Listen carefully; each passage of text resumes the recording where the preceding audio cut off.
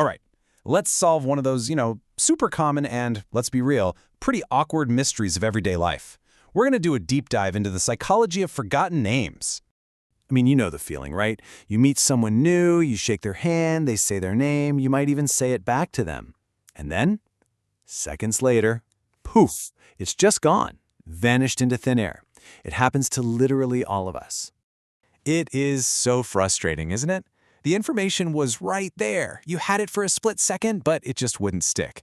So what is actually going on in our heads at that moment? And of course, that leads you to ask that one nagging question.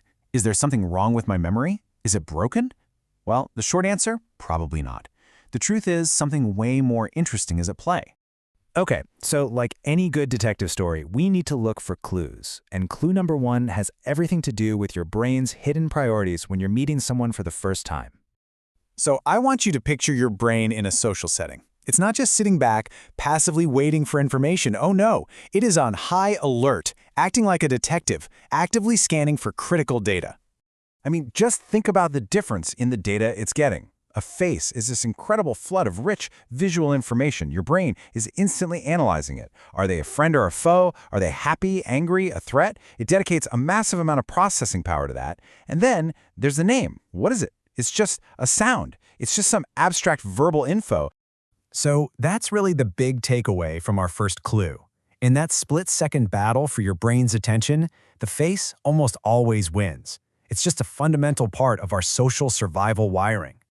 All right, let's move on to clue number two. This one dives into your brain's deep, almost desperate need for meaning and for context.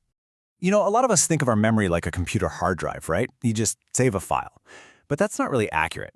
A much better way to think about it is like a huge, complex library. And to store something new, your brain needs to know where to file it. It's looking for a label, a connection, basically a reason to even bother keeping it around. Your brain is basically on this constant hunt for little hooks to hang new info on. It's asking, does this connect to something I already know? Can I link this to a picture or a feeling? Is there any context here? Without those hooks, that new piece of information is just floating. It's got nowhere to go. And that right there is the heart of the issue with names. When you hear a name like David for the very first time, it's just a sound. It has no built-in meaning. It doesn't connect to that face you're looking at. Not yet, anyway. It's just a random, abstract label. Okay, so we've got our clues on the table. Your brain cares way more about faces than names, and it's desperately looking for meaning. And this leads us right to the real culprit. So here's the big twist.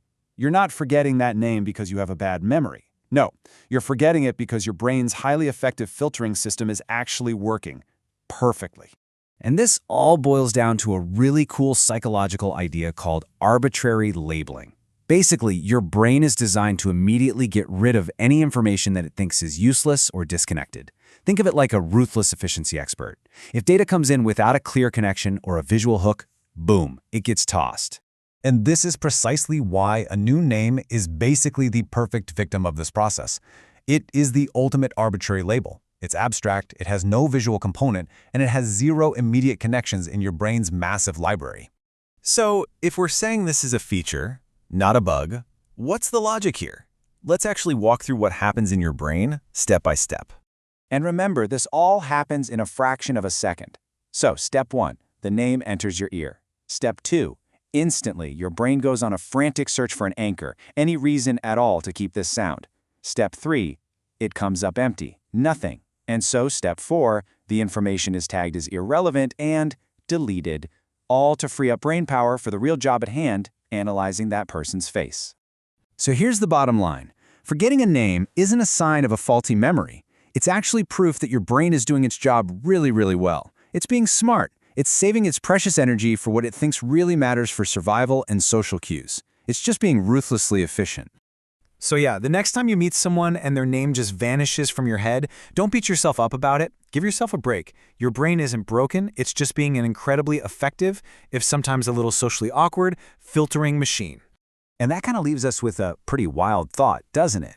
If your brain is making this executive decision about names, what else is it quietly deleting from your day because it decided, nah, that's not important enough to remember?